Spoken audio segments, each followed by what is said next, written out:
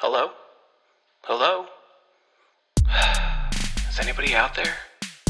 Welcome to All the Shit with Tom and Will. This is the Quick Hit Weekly. What's up, Tom? What's up, Will? Welcome back to All the Shit with Tom and Will. Looks a little weird, man. We're in a new space. We're in a new setup. Feels a little weird. It does feel weird. It Yeah. feels kind of, it's like being on a first date a little bit. It is. Looking across at your ugly mug and trying to figure out, am I trying to bang This chick or meal's not going to do it for you. I'm going to need at least two.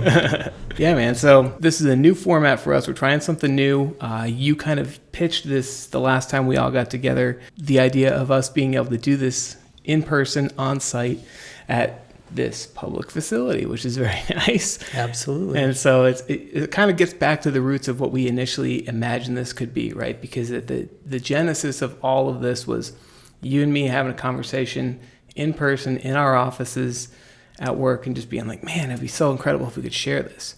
And so when we took it and started the podcast and running with that idea, it wound up becoming a little bit awkward at first because it was always virtual just by nature of how we had to record it. And so, with a little bit of extra investment, we got a little extra equipment, and we're going to try this thing live and see if it changes the way that we interact and if it improves the show, because ultimately that's the goal, is for this to be consumable for people who are, I want to be interesting. Absolutely. So, if you're hearing this on Spotify or another platform, or you're seeing this on YouTube and you think this is an improvement or the opposite, please let us know. That way we can just try and make this, like Tom said, as consumable as possible. We're going to do it regardless, so we might as well make it as pleasant an experience as possible for those that are willing to consume. Yeah, I think that's the key, right? Is it's, first and foremost, as we've always said, this is for us. Mm-hmm. And if someone else can benefit from that, that's great. So, hey, man, I first want to start off because you haven't told me anything about your doctor's appointment. And it's been almost... I got to stop you, Tom. I have to preface that with a high, a low, and a wild card. Right? Okay. My high and low pertains to exactly what you're asking about. The wild card's a bit of an aside. So, what's it been, 2 weeks since we got together? Yeah. It has. So... as of that point 2 weeks ago, I think I was in the midst of some weird medical stuff, trying to get a diagnosis, figure out why I've been continually sick for, 6 weeks or so, spiking fevers and all that stuff. And so I've been going back and forth to the doctor, getting lots of blood work done, and I hadn't had the results at that point yet. So I would say that my low is... that following Friday night, I spent 6 hours in the emergency room. Yeah, man. You texted me a picture of yourself in a hospital gown, in a hospital bed, and I was like, is this dude dying? What is going on? And you wouldn't tell me anything. I know. I'm like, you got to wait, bro. This is juicy content. So my doctor calls me back that Friday evening, and he says, the blood work finally came in, but I know you see that because you've been looking at the chart. I guess they get a notification when you review your test results. And everything came back positive for Lyme's disease. And so I'm like, okay, that's cool. And we're talking about that in the course of treatment. And I start to kind of tell him about some of my initial symptoms, or my additional symptoms, rather. And he's like, yeah, I can't really tell you this, or I'm not supposed to, but you should probably go to the ER. And I'm like, oh, that's fantastic. Yeah, I'll consider that. And so he starts going down this path and saying that his concern is that I may have meningitis that is induced by Lyme's. And what? Yeah. So, I only know this because I was going down the Lyme's path and looking at everything, but I'd always thought, meningitis is, that's big, that's scary, that's concerning. But really all it is, you have these things called meninges in your spinal column in your brain, and meningitis is inflammation of the meninges. The physical kind of symptoms of that can be as simple as discomfort and pain, stiffness in your neck. Dude, are you okay? I'm getting to that. Just chill out. We don't need the anatomy lesson, man. I'm getting to that. Okay. And so anyways, I go, that's why he sends me to the hospital. Okay. And so I get there, it's like 7 p.m. when I get there. So I'm in for a long night. I know it. And, they come in, they hook me up, draw blood work, put me on all the diagnostics equipment, and I sit there for hours, waiting to see a doctor. Finally comes in, does like 5 minutes of, physical tests, looks at some of the bio information they gotten off my blood work, biomarkers and blood pressure, all that stuff, and asks me a few questions. And it's like, yeah, I'm not too worried about it. We're not going to do anything. So, the low was I went and I wasted all that time Friday night in the hospital. But the high was that I didn't have to get a spinal tap, because if they suspected that meningitis was the problem, they were going to give me a spinal tap. That's the only way to confirm that. So, long story short, they sent me home with a 14-day course of antibiotics, which doesn't really make sense because for Lyme's alone, it's supposed to be a 28-day. So my doctor doubled that basically, and just kind of said, follow up as appropriate, if appropriate. Some of the symptoms have gotten better, and gone away. There's no fever. I feel better in general, but I'm still hearing white noise 24/7, which is maddening. And in addition to that, I get occasional bouts of disorientation, right? Which can all be parts of Lyme's, and it could take, a full month after I complete the month course of antibiotics for some of those symptoms to subside if this is, something I've had for a while and it's more of a chronic issue. The really annoying thing, and I'm not 100% certain that it is absolutely all kind of tied to Lyme's, because I'm starting to, this week I've had another symptom crop up, which is really enjoyable as well. And that is, in addition to the constant white noise, deeper voices are starting to sound robotic. So, What? Yes, it's insane, and it comes and goes, right? So to the extent where I could be talking to somebody and all of a sudden it sounds like we're in a can and their voice is mildly auto-tuned, right? It gets more severe or less severe to the point where higher voices are also becoming that way, and my own voice I hear can be that way as well. And so it just comes and goes. And I've reached out to my doctor, provided him that update. I haven't heard from him. I just sent him a message. But for now, I think I'm okay. I'm not convinced it's all tied to Lyme's, and I think it kind of remains to be seen. Long story short, You're you're not dying. that I'm aware of. I don't need to find another co-host. I'm glad that was your concern. That was my concern. I'm thinking about myself only. Yeah, Always. naturally. It does not appear so immediately, but I mean, we're all dying, so, Tell me about your high then. Or is that the Well, the high was combo? I didn't have to get a freaking spinal tap, because that was a very real possibility as of the point I left my house on Friday evening to go to the ER. My doctor didn't agree with the doctors at the hospital. He felt it would have been appropriate.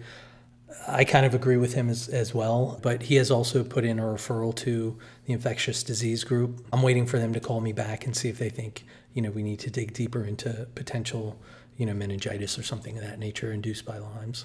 So, Jeez. All right. Well, you don't know for sure if you have it or not. I absolutely have Lyme's. That's clear as day. Whether or not I've got meningitis is kind of TBD. Okay, so you're going to see if this course of antibiotics helps, and if not, then you go for the spinal tap? Exactly. But, too, I'm kind of really, what I'm suspicious of is some of the auditory symptoms, because that doesn't line up. I'd like to dig a little deeper into that, but there's only so much I can do without my doctor's assistance. Damn, dude. So, yeah, I mean, it's all good. I Yeah. feel all right. That's good. I mean, Yeah. it's ironic that we had a conversation not long ago I about know. mortality. And since then, it's been like, yeah, it's like you goosed. I know, it's like, all right, we'll see how serious you are. But yeah, no, I'm good, mentally. Get through this just like everything else. It would be nice to just know so I could get on, and not wonder, well, am I going to lose? Am I going to have permanent hearing loss? Is this how schizophrenia starts, right? You're hearing voices, robot voices. Oh, It's all, like, it's crazy. Obviously not, but, it'd just be nice to get this behind me.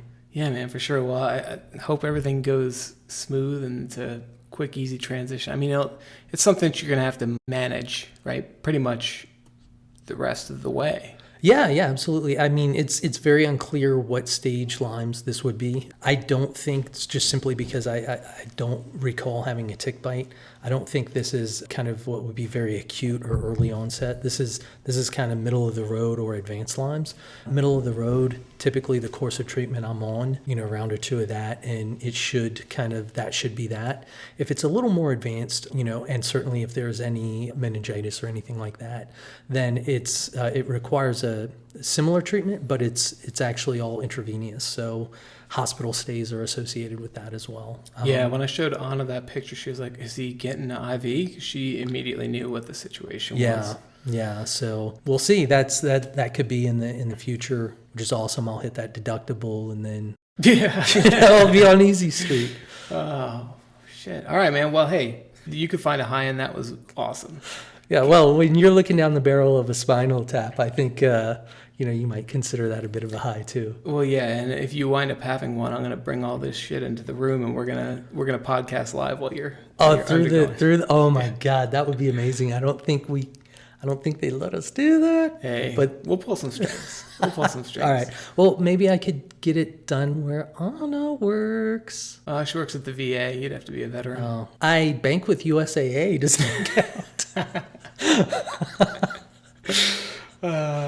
All right, dude. Well, hit me with your wild card. Wild card. Okay, so this is good. You remember that conversation we had about bears? Yeah. Yeah, very cool. Awesome. Bears are awesome. I was talking to a friend of mine. It wasn't even about the conversation we had, but bears came up somehow. And I'm like, yeah, man, people are just, candy asses with this black bear, whatever. I'm like, whatever, brown bears. And he's like, there's a lot of deaths annually associated with black bears. I'm like, well, yeah, 1 in a million or something. And so he pulls up Google and starts reeling through all these deaths where black bears have mauled, mutilated, killed, hospitalized, and partially consumed people. And so I'm sitting there eating crow like a boss, and I'm like, I'll still take my chances with a black bear, but yeah, it's a little more real than I initially understood it to be. I think it's different too with living in a residential area where people are constantly around. Are most of those, was it like they're camping, they're in the We didn't dig too deep into it. It seemed like there were some kind of extenuating circumstances around some of them, but really his point was just kind of getting across the volume of them, because I'm like, yeah, man, sure, a freak occurrence, 1 in a million. I'll fight that black bear. I'm not worried about it. But apparently they can get a lot more aggressive a lot more frequently than I thought. I guess they're pissed off about global warming too. Yeah, right? So that kind of, I was eating my words a little bit. So Tom, what's your high, low, and wild card? Well, funny you should ask, Will. Is it, Tom? Dude, because that's kind of the format of the show. I have legitimately been at a 10 energy-wise all day. And I've just been amped since I got up this morning because I was excited to be here. This is the first time doing this thing live and being together, actually seeing your face, being able to smack you if I want to. Mm-hmm. But I'm really energized and excited by what this podcast is about to become, right? To jump all the way back when we were talking about the origin story of how we wanted to do this. And the reason that I wanted to do a podcast in general is because it pairs up with the book, right? So I wrote All the Shit I Wish I Knew in High School, published last year. And one of the things that was most surprising about it was, I wrote it as a kind of a guidebook for young men, 8th grade on, right? All the stuff that I wish I'd known in high school, what to care about and what wouldn't ultimately matter, that kind of stuff. And just, little bits of life advice in there, but really just an unfiltered, here's what I went through, saw, experienced, and here's now looking back at it, what I wish I knew about it. Right. What surprised me about it was that all of the men that I sent it to in the editing phase, give me your thoughts, feedback. Is there anything that you wish you had known that I could include or think about? And so I sent this to 15 different guys, right? All different walks of life, different sexual orientation, different race, all this stuff. I wanted to encompass as many different points of view as I could to make sure I was kind of covering everything. Yeah, because from the perspective it was written from was your perspective, and that can't be anything other than, a straight white male. Right. Because that's what you are. Right. Yeah. And I think, the point of it is not to tell that narrative specifically, but to paint a general enough picture that anybody, if your daughter eventually wanted to read it, there's enough content in there that's not really gender specific. You were just going for basic human truths. Yes. Yeah. Right. So that was the root of it. What I didn't expect was that all these guys started coming back to me with their story and how it affected them, right? And you were one of the key ones. So you and I, we've talked plenty, but when you came back to me and we sat down and you started unloading this made me think about this. And it was unprompted, and it was the most vulnerable I've ever seen you. Right. And so that was, a catalyst that said, hey, this podcast could work. Yeah. But it was interactions like that. People that I kind of know but don't really know, all of a sudden they're telling me stuff like I'm their therapist. Right. And so it was really interesting to see how that book hooked those men. Mm-hmm. And so I feel like there's an audience beyond just the kids. Right. And so what I'm trying to do with this podcast is bring it full circle and say, hey, we're all shitheads, right? Yeah, for sure. That's it. Like, you at the end of the especially. day, I'm a huge shithead. And, As all of my dirt's out there in this book. Right. And so that's what I'm trying to inspire, is the ability for other men to have these conversations, because I don't think most men do.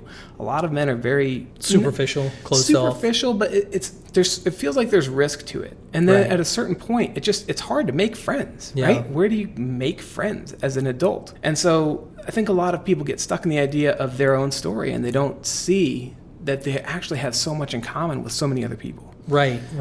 That to me is what kind of really got me interested or excited for the idea of what we're trying to do here with this podcast, and, the other portions of it in general, because you can take the same time and the same resources, material, if you will, and you can build walls or you can build bridges, right? And what we're talking about is building bridges, right? And making connections and kind of being open and honest. And to me, I'm just at that phase in my life where that is like, yes, I don't want to talk about the weather. I don't want to talk about sports. Right. Like, if you want to talk about that one-on-one, we don't have to be skipping through, crowded halls, shouting our feelings and our deepest secrets. But if you want to engage on a true, real, deep level, I'm about that life. If you just want to bullshit, that's cool too, but that's all it is. And I don't have a lot of time in my life for superficial relationships. Right. And so what's energizing me and exciting me is that to this point, if you've watched any of this or heard any of our podcasts, it's, two knuckleheads talking about nothing, right? The big picture is I'm trying to loop in more perspectives. So with the next step of what we're trying to do here with this podcast, we will start interviewing other men. Nobody special, nobody famous. Not yet. Yeah, right. But the point is just to have a conversation about manhood, about life, about the challenges we face. And I think what I'm hoping to illustrate is that we can tease out there's a lot of similarities and a lot of, strings that connect all of us. Even though we might think that guy's way different than me, that's way different than me, the different life experience, different whatever, right? But the universal nature of being human is common to all of us. And I'm looking forward to exploring that. And so the first person I'm going to be talking to and recording is my father-in-law. That is a big bite to bite off. How do you think that's going to go? He and I have a history, almost 14-year history now. Mm-hmm. We don't agree on most things, right? We are very different opinions on politics, religion, drugs. I mean, you name it. We're very, very far apart, and we've had plenty of arguments. But every time we get together, we look forward to sitting down, man to man, and just having an open and honest conversation. And it's always been fantastic. Right. Even the time that we almost came to blows, it was still like a fantastic getting to know each other, sparring verbally being the key word, right? But he's one of the most incredible men I know. And it's just because of his ability to open up and talk to me. I don't know how it's going to go with a microphone in his face, if it's going to be the same, but I'm hoping to crack that code a little bit and start to have that conversation. And once I do, then these quick hit weeklies will transform from you and me just bantering about nothing to talking about what we found most meaningful from those conversations. Right. And that will, of course, we'll still do high-low wild card, but a lot of it's going to be starting to actually put the framework of what this podcast was initially conceptualized to be together. And so that's what I'm really, really excited about. Yeah, so a couple questions on that, but real quick. So just to simply state it, really at the heart of all of this is normalizing healthy male relationships. Yes. Right. Yes. Yeah, because I agree. I don't think there's enough of that, and there doesn't seem to be a lot of champions for it. So, if that's a flag we're going to fly, we might as well be those champions, right? Yeah, man. Let's fly that flag. Yeah. So I have to ask, did you really genuinely almost come to blows?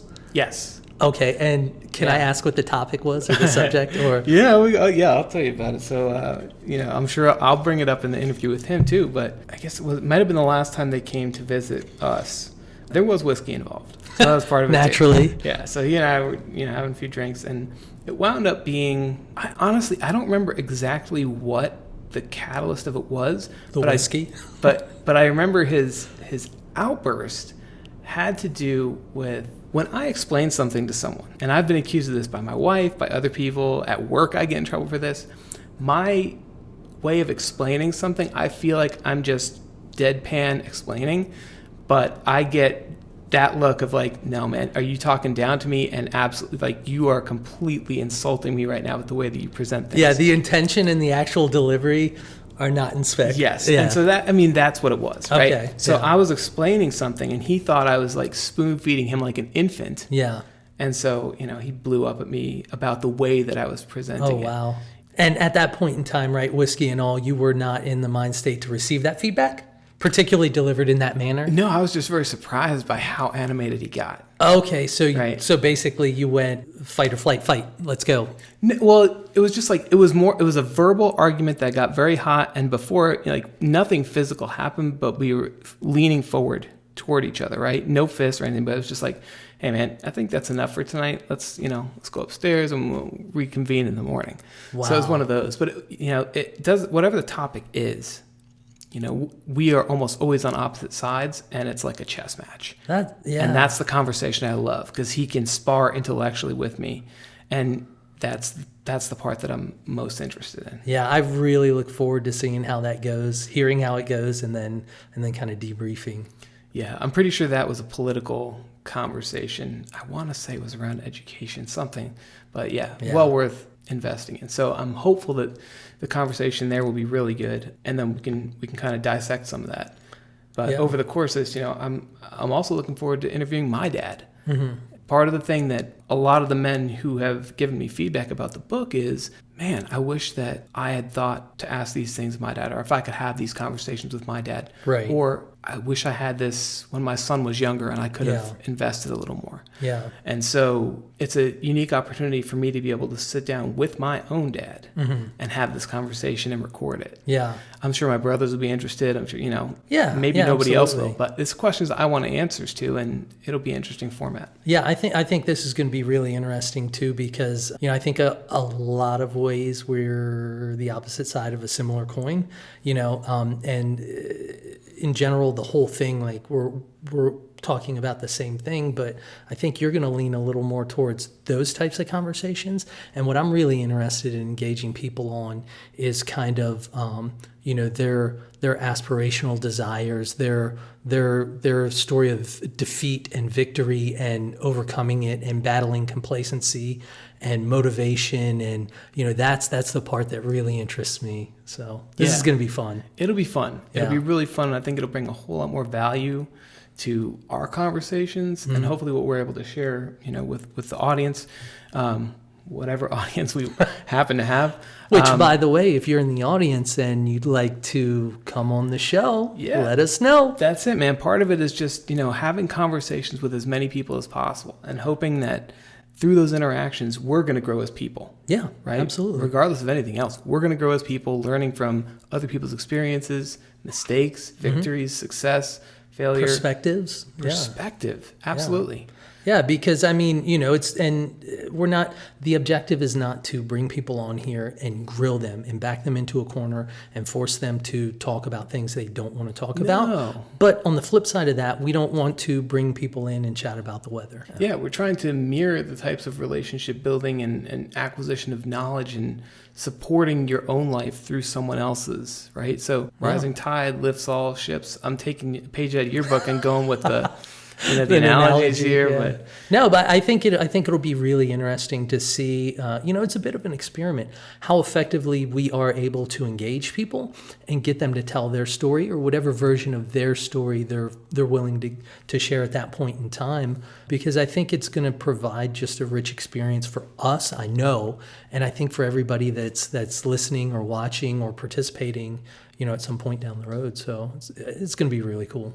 Yeah, man. So that is the high for sure. I'm going to kind of parlay that into a double high. And the second half of the high is I'm almost done recording the audiobook. So I think I told you I did finish recording it. Yeah. So for anyone who's interested in the book, All the Shit I Wish I Knew in High School, you can Google That High School Book. The website is thathighschoolbook.com.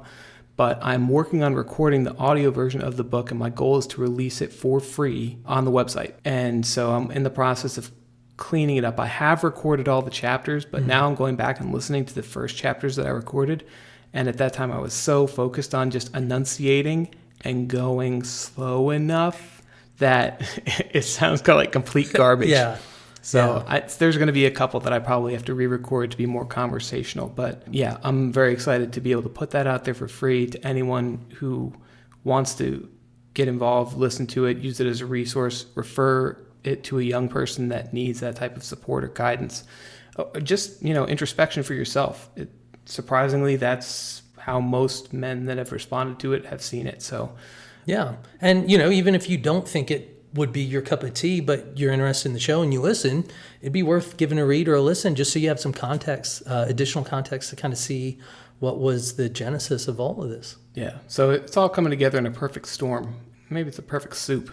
I do love a good soup. Yeah, the soup better be good. So with that real quick, you referenced the website. What's the web address? Thathighschoolbook.com. Right? Yep. And then you can access everything through there, the podcast, the book. You said it's going to be free for download, audio version, but what if you want a physical copy? So physical copies are available on the website. You can also get them on Amazon. If you order it through my website, I'm happy to sign it for you for free, put a little note in there for whoever you're buying it for. But again, if you are an audiobook type person, that's the way that you want to consume it. When I release it, I'm planning to put the whole thing up there. For $5, you can just download the whole thing straight up.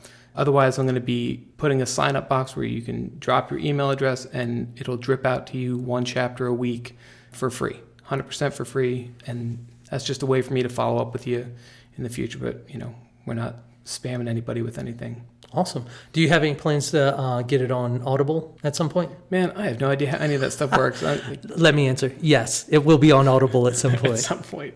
Okay, fair enough. Yeah. So, awesome. It'll be everywhere. If it's going to be free, it's going to be everywhere. So yeah. That's the goal, is just to, get that resource out there. That's why I wrote it. Absolutely. I'm not trying to make $1 million off of a book. I think that's it, man. I think that's it's my high. So where's your low? God. You've been bouncing around like a freaking...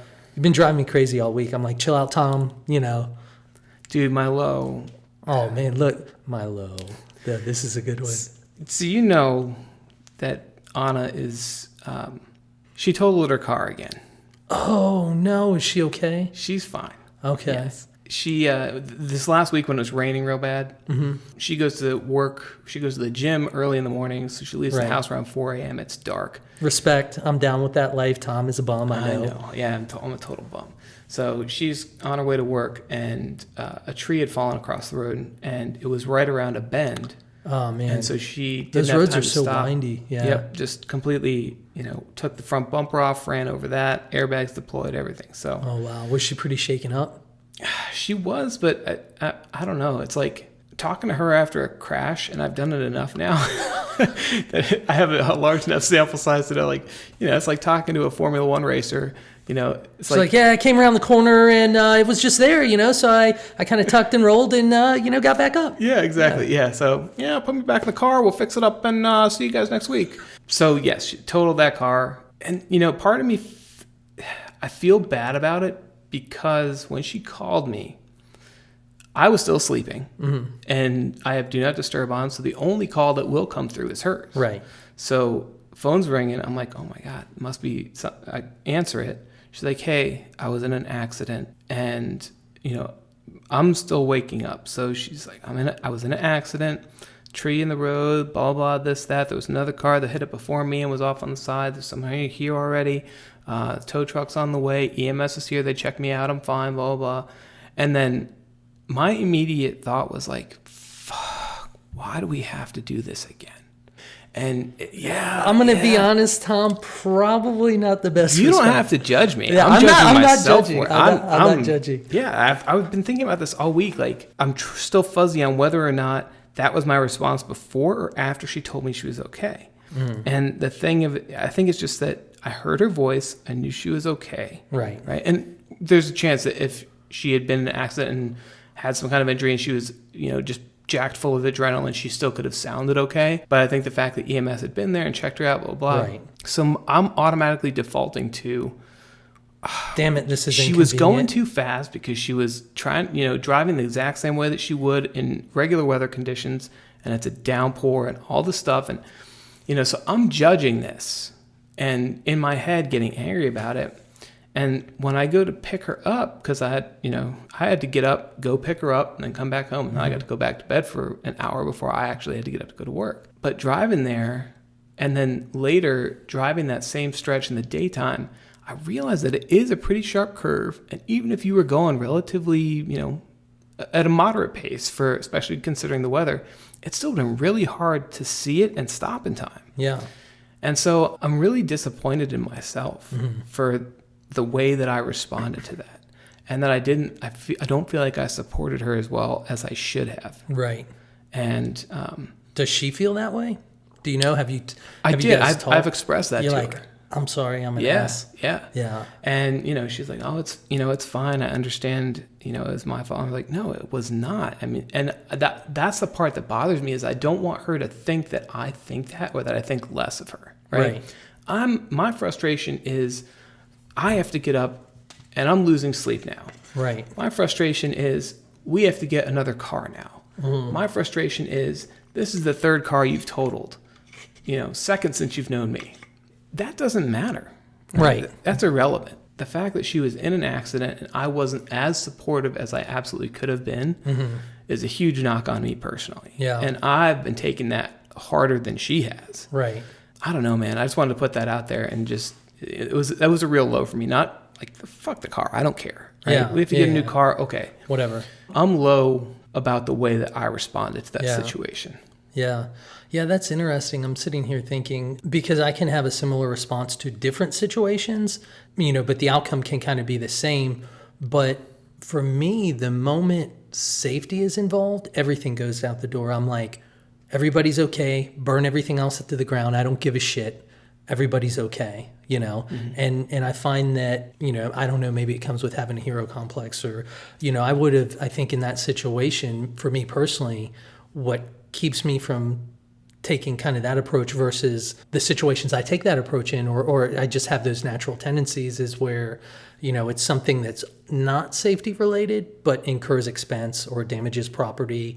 And it's like, son of a bitch, this is why we can never get out of a hole. Yes. And there's an element of that, Yeah, right? exactly, But it's 'cause that's- on that line. And Yeah. that's. And, part of that could be attributed to, it being 4 a.m., right? And you're not, maybe you're a little operating on that reptilian brain, whatever. Dude, you know me. I don't wake up until 10 a.m. I get to work at 8 and you don't see me functional until 10. Yeah, I've tried to meet with you at 8 or 9 a.m. and it's a crapshoot. Yeah.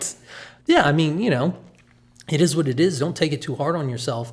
The important thing is that you realize that that's not ideal. And so you can work on it, right? But hopefully you won't have a lot of opportunities to work on that. But the ones that you do, you'll recognize them, and kind of... Yeah, I think the thing that gave me, to put a silver lining on it, I don't know that me 5 years ago, probably not 3 years ago, would have even recognized how shitty I was. Right. You just would have continued to be salty. Yeah. Yeah.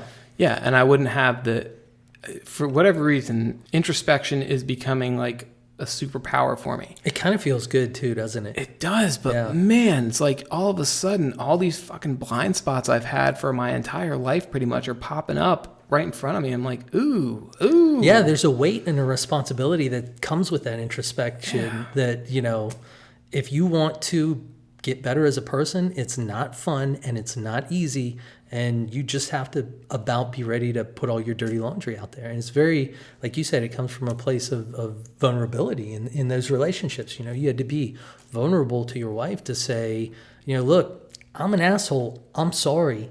I shouldn't have acted that way. And I really wish I hadn't, but all I can do is work on it. And I'm sorry, Yeah. And I'm really glad that I did all of that. And, I probably have apologized every day since. Yeah. Every time we talk about what kind of car we're going to get, it immediately comes back and I'm like, I'm really sorry. Yeah. I'm really, really, because, I mean, if anything had happened to her, and my initial response had been what it was, oh my God, dude, I would never be able to forgive myself for that. Yeah. So yeah, that was my low, but it's it's going to work out because we're driving to Indianapolis, and so now we get to take the rental car, and I don't have to put those miles on my truck. So Nice. that's good. What kind of rental car? Toyota Corolla. Good on gas, I guess. Good on gas. That's about all you can say about it. Yeah. Yeah. Well, cool. I'm glad she's okay. Yeah, me too. What have you got for a wild card? Man, my entire life is a wild card. No at this shit. point, I was so just I don't know if I have a very specific wild card. I had those clearly defined highs and lows. I would say the wild card is just the other night I asked Anna, I was like, do you think I'm bipolar?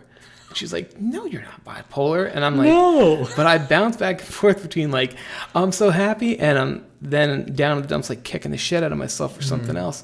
And it's just like, I know I'm not. Right. I know I'm not. But the emotional roller coaster I've been on the past week in particular, and really the past few months, has just been like... Yeah. Your highs are higher and your lows are lower. I think, yeah, you're not bipolar, right? Yeah. But some people just have a wider range. Some are a little more...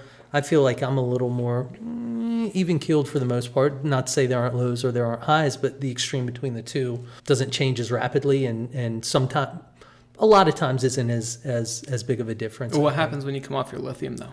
I don't take lithium. I don't even like taking ibuprofen. It's just cocaine. No, I'm kidding. Do you have any? No, but I heard that movie Cocaine Bear was supposed to be pretty good. I kind of want to see it. I'm not going to lie. One, love Ray Liotta. I think it's the last movie he's in. Oh, shit.